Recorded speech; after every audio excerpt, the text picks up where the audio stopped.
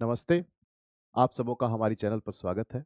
आज हम एक करंट इश्यूज़ में आपके लिए शेख हसीना वाली इशू को लेकर आए हैं, जिसमें डेथ सेंटेंस उनको दिया गया है। क्या शेख हसीना ने कभी ऐसा सोचा होगा कि जिस आईसीटी का निर्माण 2010 में 1971 के वार क्रिमिनल्स के अगेंस्ट उन्होंने इसे एस्टेब्लिश किया था कि वार क्राइम्स जो इन्वॉल्व होंगे उनका ट्रायल होगा, वही आईसीटी आज 2025 में उनको डेथ सेंटेंस सुनाता है। तो कभी पॉलिटिक्स में आपका पलड़ा भारी तो कभी आपके विरोधी का।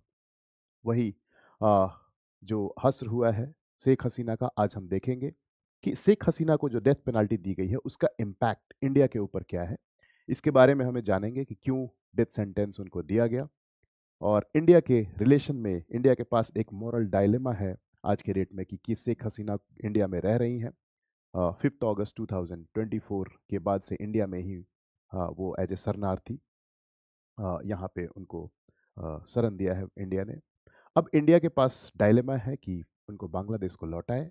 अगर बांग्लादेश को लौटाएगा तो उनको वहाँ डेथ सेंटेंस ऑलरेडी उनके ऊपर चार्जेस लगे हुए हैं, डेथ सेंटेंस प्रोनाउंस्ड है। तो क्या उनको वहाँ हैंग कर दिया जाएगा? क्या इंडिया इसके लिए तैयार है कि बांग्लादेश में उनको वापस भेज दे, या फिर इंडिया के पास और भी कोई ऑप्शंस हैं अवेलेबल? इसको हम आज की क्लास में जानेंगे, समझेंगे। बांग्लादेश का क्या इंपॉर्टेंस है इंडिया के फॉरेन पॉलिसी में, उसे भी हम आज देखेंगे। तो आज की क्लास को स्टार्ट करते हैं। आज की स्टार्ट क्लास को स्टार्ट करने से पहले थोड़ा सा हमें बैकग्राउंड को समझना पड़ेगा। बैकग्राउंड को समझने के लिए बांग्लादेश की पॉलिटिक्स में थोड़ी सी दिलचस्पी आपको दिखानी पड़ेगी। बांग्लादेश की पॉलिटिक्स को थोड़ा सा समझना पड़ेगा। वैसे तो आप सब लोग जानते हैं कि 1971 में बांग्लादेश न्यू कंट्री बना इंडिया के हेल्प से। ईस्ट पाकिस्तान था पहले, इंडिया के हेल्प से वो आज़ाद हुआ, एक न्यू इंडिपेंडेंट कंट्री बना। शेख मुजीबुर रहमान वहाँ के फर्स्ट प्राइम मिनिस्टर बने, और उन्हीं के लीनिएज से उन्हीं की जो डॉटर है वो है शेख हसीना। उनकी पार्टी है आवामी लीग। थोड़े से इसको बैकग्राउंड को आप समझिए। 1971 के ऑनवर्ड्स अगर आप देखेंगे, 1971 ऑनवर्ड्स, 1971 ये आपका आज़ाद होता है। यहाँ पे दो पॉलिटिकल पार्टीज हैं, दो पॉलिटिकल इंपॉर्टेंट पार्टीज हैं, पॉलिटिकल फैक्शन आप कह सकते हैं। एक तो है आपका बांग्लादेश आवामी लीग, एक है आपका आवामी लीग, जिसकी स्थापना शेख मुजीबुर रहमान की डॉटर के फैक्शन वाले लीग शेख मुजीबुर रहमान, शेख हसीना इसी पार्टी से बिलोंग करती हैं। शेख हसीना इसी पार्टी से बिलोंग करती हैं। एक तो ये वाला पॉलिटिकल फैक्शन है। दूसरा जो पॉलिटिकल फैक्शन है वो आप देखेंगे बांग्लादेश नेशनलिस्ट पार्टी, और इनके साथ एक और जो ग्रुप मिला हुआ है वो है आपका जेईएम, जमाते इस्लामी। जमाते इस्लामी, जमाते इस्लामी बांग्लादेश। अब आपको थोड़ा सा इंडिया के बारे में जानना है, इंडिया के इसके रिलेशन के बारे में समझना है। तो ये जो शेख हसीना जो गवर्नमेंट है यहाँ पे सेक्युलर गवर्नमेंट स्टेब्लिश करना चाहती है। सेक्युलरिज्म, सेक्युलरिज्म जहाँ वहाँ माइनॉरिटी है, वहाँ पे 10% हिंदूज हैं, उनके प्रोटेक्शन की बात करती हैं। तो this Sheikh Hasina is pro India. ये सेक्युलर गवर्नमेंट स्टेब्लिश करना चाहती है। वहाँ पे सेक्युलरिज्म को प्रमोट किया उन्होंने, जितने भी थी सेक्युलरिज्म कॉन्स्टिट्यूशन में उन्होंने कर रखवाया। और ये जो बांग्लादेश नेशनलिस्ट पार्टी, जो खालिदा जिया उसकी इंपॉर्टेंट लीडर है, दो लेडीज जो हैं, आप कह सकते हैं कि बांग्लादेश को रूल की काफी दिनों तक, Khaleda Zia, Jamaat Islami. This is for Islamic state of Bangladesh. इन्होंने अपने कॉन्स्टिट्यूशन में अमेंडमेंट करा दिया और सेक्युलरिज्म की जगह पे इस्लामिक स्टेट स्टेब्लिश करने के लिए, सरिया का लॉ वहाँ पे स्टेब्लिश करने के लिए बात करते हैं। And this regime of Bangladesh nationalist party and जमाते इस्लामी एक साथ कोalition में चलाते हैं। This is anti India, this is anti India and pro Pakistan, pro Pakistan. ये डिवीजन 1971 से ही देखने को मिलता है कि 1971 में वहां पे कुछ लोग पाकिस्तान के लिए, पाकिस्तान को के रूल के लिए, वहां पाकिस्तान का रूल है इसके पक्ष में लड़ाई कर रहे थे, और कुछ लोग बांग्लादेश को नए कंट्री बनाने के लिए, फ्री कंट्री बनाने के लिए लड़ रहे थे। तो दो फैक्शन 1971 के टाइम से ही दिखता है, और आगे चल के पॉलिटिक्स में भी वही चीज़ दिखता है। तो जब इनकी पार्टीज आती हैं तो ये प्रो पाकिस्तान, क्योंकि 1971 में जो फैक्शन हुआ था ये प्रो पाकिस्तान थे, पाकिस्तान की तरफ से पाकिस्तान के लिए लड़े थे। और जब दोनों के बीच में एंटी सेंटिमेंट्स आप देख सकते हैं, शेख मुजीबुर रहमान जो इनके फादर थे 1975 में उनका मर्डर हो जाता है। उसके बाद वहाँ मिलिट्री रूल होता है, मिलिट्री रूल होने के बाद में फिर बीएनपी की सरकार बनती है, फिर बारी बारी से शेख हसीना की सरकार बनती है। ये 2024 में जनवरी में इलेक्शन होता है और शेख हसीना फोर्थ टाइम वहाँ पे जीत के आती हैं और लगातार रूल कर रही थी, लगभग 15-16 सालों से लगातार रूल कर रही थी बांग्लादेश में। अब आप देखिए कि इनका जो पॉलिटिक्स जो चलता है कि ये जब पॉलिटिक्स में होती है तो उनके अगेंस्ट, वो जब पावर में होते हो तो इनके अगेंस्ट काम करते हैं। अब ये लोग मानते हैं कि हम लोगों ने बांग्लादेश को आज़ादी दिलाई, गुरिल्ला वारफेयर में उस टाइम जो आ, मुक्ति बाहिनी सेना बनाई थी, शेख मुजीबुर रहमान ने उन्होंने पॉलिटिकल लीडरशिप प्रोवाइड किया था। तो ये लोग क्या करते हैं कि जो कॉन्टेक्स्ट को समझने के लिए मैं आपको बता रहा हूँ, जो फ्रीडम फाइटर्स थे उनको ये लोग स्टार्टिंग से ही 30%, 1/3 रिजर्वेशन देते हैं सिविल सर्विसेज में, वहाँ की जॉब्स में, कि ये लोग फ्रीडम फाइटर्स हैं। बाद में उनके फैमिली मेंबर्स के लिए, उनके नेक्स्ट जनरेशन के लिए इसको फर्दर एक्सटेंड कर दिया जाता है। 2024 में ये बोन ऑफ कंटेंशन होता है, ये सबसे मेजर इशू होता है जिसकी वजह से लोग डिमांड करते हैं कि एक तो अनएम्प्लॉयमेंट है वहाँ पे, लोगों को जॉब नहीं मिल रहा है, और रिजर्वेशन पॉलिसी नहीं होना चाहिए।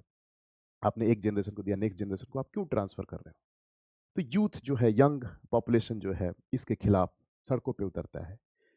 पहले जब विद्रोह हुआ था 2024 से पहले, जब रिवोल्ट हुआ था, रिवॉल्यूशन वहाँ पे हुआ था, काफ़ी स्टूडेंट प्रोटेस्ट हुआ था, काफ़ी वहाँ पे जब हंगामा हुआ, तो शेख हसीना ने उस रिजर्वेशन को हटा दिया था, रिजर्वेशन को समाप्त कर दिया।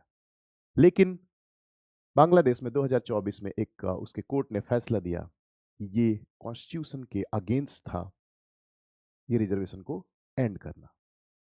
और अब ये आ जाता है कि फिर से रिजर्वेशन आपको देना पड़ेगा। तो जो यंग है, जो स्टूडेंट्स हैं, स्टूडेंट प्रोटेस्ट वहाँ पे शुरू होता है, स्टूडेंट काफ़ी वायलेंट प्रोटेस्ट होता है। और उस वायलेंट प्रोटेस्ट को मैनेज शेख हसीना जो है मैनेज नहीं कर पाती हैं, फोर्स यूज करती हैं, वायलेंस यूज करती हैं, कई सारे स्टूडेंट्स की जान जाती है। ऑफिशियली कहते हैं 1400 प्लस स्टूडेंट्स का डेथ हो जाता है, प्रोटेस्टर्स का डेथ हो जाता है, इंक्लूडिंग स्टूडेंट्स। स्टूडेंट लीडर्स को ये लोग अरेस्ट करते हैं, उनको टॉर्चर करते हैं जेल में। कई सारे लोगों जो लीडर्स हैं उनको मार दिया जाता है। तो इसके बाद होता क्या है कि अल्टीमेटली इतना वायलेंट प्रोटेस्ट होता है कि शेख हसीना को बांग्लादेश छोड़कर इंडिया में भागना पड़ता है, इंडिया में शरण लेना पड़ता है। और जो जितने भी प्रोटेस्टर थे बांग्लादेश पीएम के घर में घुस जाते हैं वहाँ पे।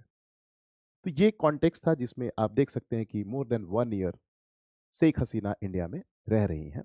बांग्लादेश में उसके बाद इंटरिम गवर्नमेंट बनती है। मोहम्मद यूनुस जो वहाँ के सिंगल नोबेल लॉरेट हैं, नोबेल पीस प्राइज उनको मिला है फॉर ग्रामीण बैंक, फॉर माइक्रो क्रेडिट, इसके लिए उनको नोबेल प्राइज मिला। उन्हीं उन्हीं की देखरेख में एक care taker government, interim government का फॉर्मेशन हुआ है। नेक्स्ट ईयर फरवरी के टाइमलाइन पे इलेक्शन अनाउंस्ड है, जिसमें आप देख सकते हैं कि अपोजिशन का फैक्शन कैसे कंट्रोल कर रहा है, बिकॉज आवामी लीग को अब बैन कर दिया गया है। जब ये शेख हसीना पावर में थी तो अपोजिशन के खिलाफ उन्होंने काफ़ी उनके खिलाफ काम किया, उनके लीडर्स को जेल में डाल दिया, उनके पार्टी को बैन कर दिया। तो एक तरफा सिंगल पार्टी चुनाव लड़ती थी और जीतती थी, तो डेमोक्रेसी बस नाम की थी। कहा जाता था डोमेस्टिक पॉलिटिक्स में शेख हसीना ने एक autocracy kind of thing develop कर दिया है, और बाकी अपोजिशन को रहने ही नहीं दे रहा। अपोजिशन के बिना चुनाव, तो फेयर इलेक्शन उसको आप नहीं कह सकते हैं, ऐसा सिचुएशन वहाँ पे था। बट फॉर सम रीजन्स हम आगे देखेंगे कि इंडिया के लिए शेख हसीना का रेजीम इंडिया के लिए फ्रेंडली था, इंडिया के साथ फ्रेंडली रिलेशन थे, इंडिया के अगेंस्ट उन्होंने कोई भी एक्टिविटी अपने सॉइल से नहीं होने दी। हिस्टोरिक लैंड बाउंड्री अग्रीमेंट होता है 2015 में, जिसमें हमारे जो इतने दिनों से जो बॉर्डर इश्यूज थे उसका सेटलमेंट होता है। मैरीटाइम बॉर्डर का हम सेटलमेंट करते हैं, रिवर वाटर को लेके थोड़ा सी समझौते होते हैं। काफ़ी फ्रेंडली रेजीम था, उसको भी हम आगे देखेंगे कि क्या क्या डेवलपमेंट हुए थे। तो ये जो पॉलिटिकल राइवलरी है, तो 2010 में शेख हसीना ने 1971 में जो भी व्यक्ति प्रो पाकिस्तान लड़े थे और बांग्लादेशी सिटीजन के खिलाफ, बांग्लादेशी लोगों के खिलाफ, जो लोग फ्रीडम फाइटर थे उनको क्रश किए थे, उनके खिलाफ वायलेंस किए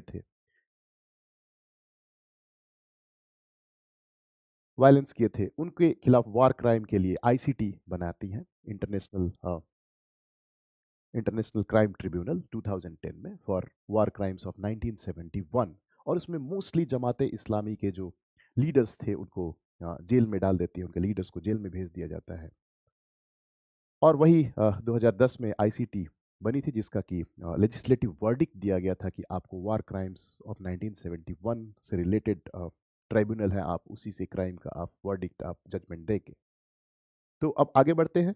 जो आपको कॉन्टेक्स्ट, पॉलिटिकल कॉन्टेक्स्ट समझ में आ गया होगा कि जब बांग्लादेश में काफ़ी वायलेंट क्रश करती है शेख हसीना वहाँ के प्रोटेस्टर्स को, अपने स्टूडेंट्स, अपने सिटीजन्स के खिलाफ यूज़ करती हैं वेपन्स का, ड्रोन्स का, एयर स्ट्राइक, हर चीज़ वो ऑर्डर करती हैं, वायलेंट तरीके से क्रश करने की कोशिश करती हैं उस अपराइजिंग को, स्टूडेंट के प्रोटेस्ट को। तो इसके खिलाफ वहाँ पे उनके उनके खिलाफ ये कन्विक्शन, इंटरिम जो गवर्नमेंट है और वहाँ पे आईसीटी के अंतर्गत उनके खिलाफ ये कार्रवाई की जाती है, उनके खिलाफ मुकदमा चलाया जाता है। उनके ऊपर आप देख सकते हैं स्क्रीन पे इतने सारे चार्जेस लगाए गए कि orchestrating mass killings of protesters, ordering और authorising lethal force against protesters including drone attacks, murdering specific individuals, जो लीडर्स थे उनका मर्डर कर दिया गया, incinerating and disposing of bodies to hide the evidence, evidence छुपाने की बात करते, इतने सारे कई सारे इल्जाम लगाए गए उनके ऊपर। और इसका जो वर्डिक्ट आया आप लोग सब जानते हैं कि death sentence for crime against humanity. अब क्राइम अगेंस्ट ह्यूमैनिटी क्या होता है? तो शेख हसीना के एक्शन को, यूज ऑफ वायलेंस जो उन्होंने किया था against protesting students, was framed as crime against humanity. अब क्राइम अगेंस्ट ह्यूमैनिटी में मास मर्डर भी आता है, मास वायलेंस आता है, स्टेट जो अपने फोर्सेस का यूज कर रही है अगेंस्ट देयर ओन सिविलियंस, और उससे काफ़ी लोगों की जान जाती है। इसमें 1400 अराउंड लोगों की जान गई थी। तो इसके खिलाफ उनको डेथ सेंटेंस दिया जाता है, कुछ मामले में डेथ सेंटेंस, कुछ मामले में life imprisonment till natural death, तो आजीवन कारावास जिसको हम बोलते हैं, और डेथ सेंटेंस भी दिया गया। तो इस वर्डिक्ट को लेके काफ़ी चर्चा में ये बात रही कि उनको डेथ सेंटेंस दिया गया। कई सारे वहाँ पे लोगों ने काफ़ी जश्न भी मनाया बांग्लादेश में, जिनके परिवार के लोग मरे थे, जिनके फैमिली के लोग मरे थे, जिनका डेथ हुआ था, वो लोग काफ़ी सेलिब्रेट किए। अपोजिशन जो है वो भी काफ़ी खुश था कि अब तो शेख हसीना की पार्टी को हम लोगों ने ऑलरेडी बैन कर दिया, शेख हसीना को अभी हम लोग पॉलिटिकली एलिमिनेट कर देंगे। अब ये देखिए कि 4 महीने बाद इलेक्शन है, तो definitely this is going to have political repercussions in Bangladesh. अब शेख हसीना के पास क्या ऑप्शंस छोड़ा है? तो एक तो वर्डिक्ट में ही लिखा कि within 30 days she has to challenge the verdict and supreme court में जा सकती हैं। She has an option to appeal this judgement, but for that there is a condition that she has to surrender within 30 days। अब बांग्लादेश में 30 दिन के अंदर उनको सरेंडर करना पड़ेगा। लेकिन बांग्लादेश, शेख हसीना को फेथ नहीं है वहाँ की इंटरिम गवर्नमेंट के ऊपर, और वो डिमांड कर रही है कि फेयर ट्रायल नहीं हुआ, मुझे फेयर ट्रायल का मौका दिया जाना चाहिए। वो डिमांड कर रहे हैं fair trial at international criminal court Hague, जो कि एक इंटरनेशनल ऑर्गन है, वहाँ पे ट्रायल चलाया जाए, जहाँ उनको फेयर ट्रायल मिलने की उम्मीद है। और एक जो तीसरा ऑप्शन है कि इंडिया में she took refuge in India, so she continued to remain in India, and India provides protection, or some other country provides her protection. तो ये थर्ड ऑप्शन जो है कि to continue staying in India, this is very difficult for India to maintain or justify and continue good relation with Bangladesh. इसका repercussion India Bangladesh relation पे होने ही वाला है। तो ये इंडिया के लिए बहुत बड़ा चैलेंज है कि वो कैसे यहाँ पे कंटिन्यू करें। अब एक जो कहा जाता है कि justice must not only be done, ऐसा प्रतीत भी होना चाहिए कि जस्टिस हुआ है। तो इसमें जो लीगल कंट्रोवर्सीज क्या क्या हैं, कि क्या क्या लीगल कंट्रोवर्सीज को शेख हसीना ने भी आरोप लगाए, उसको हम लोग देखते हैं कि इसमें क्या क्या लीगल इश्यूज थे, क्या क्या इसका क्रिटिसिज्म हुआ। तो अब देखिए कि ट्रायल इन एब्सेंसिया, अब शेख हसीना तो इंडिया में है, अब उनके खिलाफ ट्रायल चलाया गया, अब उनके एब्सेंट में ही वहां पे ट्रायल चलाया गया। वहां पे जो फेयर ट्रायल नहीं था, ये इल्जाम लगाती है। क्यों? क्योंकि अब मान लीजिए कि वो एब्सेंट थी, so she was being represented by an advocate. और एडवोकेट कौन था? तो government appointed advocate. Sheikh Hasina के चॉइस का भी डिफेंस काउंसिल जो था, वो शेख हसीना के चॉइस का नहीं था। फिर शेख हसीना के चॉइस का लॉयर भी रखने का परमिशन नहीं दिया गया। तो ये इसको इसके ऊपर एक एलिगेशन लगा कि this is politically motivated judgment and she has not got a fair trial. Fair trial natural justice के प्रिंसिपल पे आधारित है, ड्यू प्रोसेस ऑफ लॉ पे आधारित है, कि your procedure must be fair. Procedure must be fair means you must be given an opportunity, you must have an opportunity to be heard। adequate opportunity आपको देना ही चाहिए। आप अपने आप को जस्टिफाई कीजिए, अपने आप को डिफेंड कीजिए। आपके ऊपर जो एलिगेशंस लगे हैं उसको आप डिफेंड करने के लिए का राइट आपको है, और उसको डिफेंड करने के लिए आप अपने चॉइस का लॉयर भी रख सकते हैं। This is fair trial due process of law के तहत आपको गारंटी है। हमारे यहाँ भी कॉन्स्टिट्यूशन आर्टिकल 21 में प्रोसीजर एस्टेब्लिश्ड बाय लॉ जो बात कही गई है, वहाँ पे भी प्रोसीजर जो है फेयर होना चाहिए, जस्ट होना चाहिए, रीजनेबल होना चाहिए, नेचुरल जस्टिस के प्रिंसिपल के अकॉर्डिंग होना चाहिए। तो यहाँ पे उसका कहीं ना कहीं आपको लगता है कि she has not got a fair trial and genuine है। टेक्स्ट जो है कि इंटरनेशनल क्राइम ट्रिब्यूनल जो 2010 में एस्टेब्लिश हुआ था, उसको लेजिस्लेटिव मैंडेट दिया गया था कि वॉर क्रिमिनल्स ऑफ 1971 का ट्रायल वहां पे होगा। अब क्या होता है कि उसके जुरिस्डिक्शन को ऑल्टर किया गया है। कैसे? By ordinance by the interim government. और वो जो इंटरिम गवर्नमेंट है, that is not democratically elected government. वो तो फॉर द टाइम बीइंग है, ताकि नेक्स्ट इलेक्शन हो जाए। Care taker kind of government है, जब नेक्स्ट इलेक्शन होगा तो नई सरकार चुन के आएगी। तो यहाँ पे एक बहुत बड़ा क्वेश्चन मार्क लगता है कि क्या ये इंटरिम गवर्नमेंट के पास वो जो पावर है कि ऑर्डिनेंस के द्वारा वो आईसीटी के जुरिस्डिक्शन को चेंज कर दे, क्या ये कॉन्स्टिट्यूशनली करेक्ट है? तो यहाँ पे भी एक सवाल बनता है, जिसमें हम कह सकते हैं कि आईसीटी के द्वारा जो ट्रायल होता है वो फेयर ट्रायल नहीं था, पॉलिटिकली मोटिवेटेड ट्रायल था। अब इसका इम्पैक्ट ऑन इंडिया हम लोग देखते हैं। इम्पैक्ट इंडिया पे क्या होगा? जैसे ही ये वर्डिक्ट आता है, जैसे ही ये वर्डिक्ट आता है, बांग्लादेश, आप लोगों ने देखा होगा कि एक्स्ट्राडिशन की डिमांड करता है इंडिया से, कि उसको एक्स्ट्राडाइट कर दीजिए आप इंडिया, मतलब बांग्लादेश में आप उसको भेज दीजिए, वापस भेज दीजिए। अब इंडिया के पास मॉरल डायलेमा है। ये classic case of moral dilemma जो आप लोग इथिक्स में पढ़ते हैं, उसका एक बहुत ही प्रैक्टिकल एग्जाम्पल है। इंडिया के पास मॉरल डायलेमा क्या है कि इंडिया और बांग्लादेश ने 2013 में ट्रीटी साइन किए हैं, एक्स्ट्राडिशन की ट्रीटी साइन की है, जिसमें ऑब्लिगेटरी रिस्पॉन्सिबिलिटी है under bilateral extradition treaty to extradite Sheikh Hasina. एक तो आपने ट्रीटी बाउंड है, ट्रीटी साइन किया है, तो आपके ऊपर ऑब्लिगेशन है और भेजना ही है। और बांग्लादेश ने ये कहा भी है कि as a if they must they must extradite Sheikh Hasina, otherwise this will be called as unfriendly behavior by India। बहुत ही केयरफुली वर्डेड उनका जजमेंट, उनकी जो बातें आई हैं ऑफिशियल स्टेटमेंट। तो अगर दूसरा जो अगर एक्स्ट्राडाइट कर दे, एक तो एक ऑप्शन है इंडिया के पास, और दूसरा है कि अगर एक्स्ट्राडाइट नहीं करते हैं, एक्स्ट्राडाइट आप नहीं करते हैं, तो बांग्लादेश के साथ रिलेशन जो है आपके एडवर्सली अफेक्ट होंगे, नेगेटिव नोज डाइव करेंगे रिलेशन हर एक फील्ड में, not only in terms of bilateral trade relation, but political fall out भी होंगे उसके।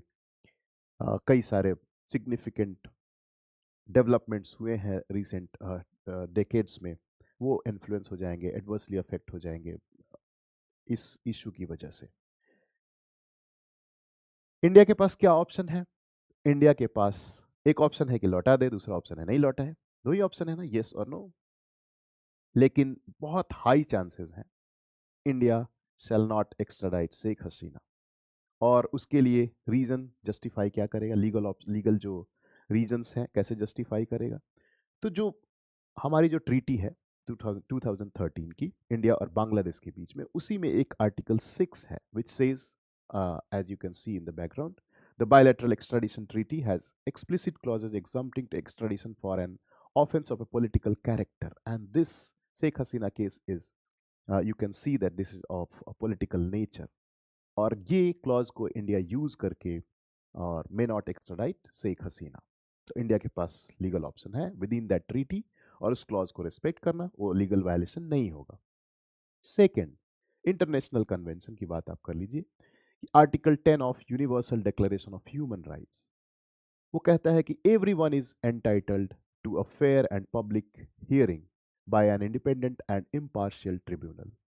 अब ये वाले क्लॉज को इंडिया कह सकता है कि this is not according to the international norm of human rights and this is violation of natural justice to deny Sheikh Hasina a fair trial. किसी का भी होना चाहिए, और डेथ सेंटेंस लाइफ अगर आप किसी की ले रहे हैं, if you are taking someone's life, you must follow fair procedure, fair trial तो होना ही चाहिए। तो ये दो ऑप्शन है जिसके बेसिस पे इंडिया डिप्लोमेटिकली नेगोशिएट कर सकता है, डिप्लोमेटिकली स्टैंड ले सकता है, बांग्लादेश को एक्स्ट्राडाइट ना करे। लेकिन अब आप देखिए कि Bangladesh is very very significant for India. India south Asia, इस जो रीजनल पूरा जो रीजन है उसके स्टेबिलिटी के लिए, पीस के लिए कुछ मैं आपको फैक्ट्स बताऊंगा जिससे आपको और बेहतरीन तरीके से बांग्लादेश का स्ट्रेटजिक सिग्निफिकेंस समझ में आएगा। Indo Bangladesh border that is 4096 kilometre long, longest boundary shared by India by any country, 4096 kilometres. और एंटायर नॉर्थ ईस्ट का अगर आप मैप देखेंगे तो 99% इंटरनेशनल बाउंड्री नॉर्थ ईस्ट जो है शेयर करते हैं बांग्लादेश के साथ, only 1% of the border is shared with India. तो इंडिया जो नॉर्थ ईस्ट के साथ कनेक्टिविटी है, सिलीगुड़ी कॉरिडोर, चिकन नेक जिसको बोलते हैं, that is just 24 kilometres long, और उसी से नॉर्थ ईस्ट से कनेक्टेड होता है। तो नॉर्थ ईस्ट का एंटायर रीजन का जो बाउंड्री है वो बांग्लादेश के साथ शेयर होता है। तो हमारे लिए आप देख सकते हैं कि हमारे नेशनल इंटरेस्ट में, नेशनल सिक्योरिटी के लिए, नॉर्थ ईस्ट रीजन के डेवलपमेंट के लिए, नॉर्थ ईस्ट में पीस, प्रॉस्पेरिटी एंड स्टेबिलिटी के लिए Bangladesh is so highly important for India. और रीसेंट जो बहुत सारे डेवलपमेंट हुए हैं, last 15 years of Sheikh Hasina regime was very friendly regime for India, and India ने कई सारे eradication of anti India terror group like Jamaat-e Islami Bangladesh which supported Pakistan and Sheikh Hasina, इनकी एक्टिविटीज को वहां पे बैन कर देती हैं। इंडिया के खिलाफ कोई भी एक्टिविटी वहां बांग्लादेश से नहीं होता है। Land boundary agreement, historic 100th constitutional amendment was passed, जिसमें हम लोग म्यूचुअली अग्री करके साथ लैंड को एक्सचेंज किए और लैंड बाउंड्री के इश्यूज को हमने रिसॉल्व किया। उसी तरह से हमने मैरीटाइम बॉर्डर्स को भी के भी जो इश्यूज थे उसको हमने सॉर्ट आउट किया। बायलैटरल ट्रेड इधर काफ़ी ज़्यादा बढ़ गए थे, सिर्फ 2023-24 का डेटा देखें तो $13 बिलियन ऑफ बायलैटरल ट्रेड था। हमने duty free access to Bangladeshi goods except tobacco and alcohol, almost सारे गुड्स को हमने एक्सेस दिया हुआ था बांग्लादेश के खिलाफ। कनेक्टिविटी प्रोजेक्ट की बात करें तो हम लोग बांग्लादेश के थ्रू नॉर्थ ईस्ट को कनेक्ट कर रहे थे अपने मेनलैंड इंडिया से, जिसमें अखौरा अगरतला रेल लिंक, खुलना मोंगला पोर्ट रेल लिंक, बस रूट्स हमने डेवलप किया था कनेक्टिंग कोलकाता अगरतला, गुवाहाटी टू ढाका। फिर हमने अग्रीमेंट साइन किए थे चिटागोंग और मोंगला पोर्ट को यूज करने के लिए। नॉर्थ ईस्ट में अगर कोई भी गुड्स वो अगर एक्सपोर्ट करना चाहते हैं या फिर मूवमेंट करना चाहते हैं तो चिटागोंग और मोंगला पोर्ट को यूज करके वो कर सकते थे, जिससे फास्टर एक्सेस उनको मिल जाता, not to Indian mainland but also to foreign countries। India ने उनको क्रेडिट प्रोवाइड किया था, कई सारे लॉन्ग टर्म क्रेडिट सपोर्ट देते थे। हम लोग डिफेंस में भी कोऑपरेट कर रहे थे, joint military exercise, medical tourism from Bangladesh काफ़ी हेवी है।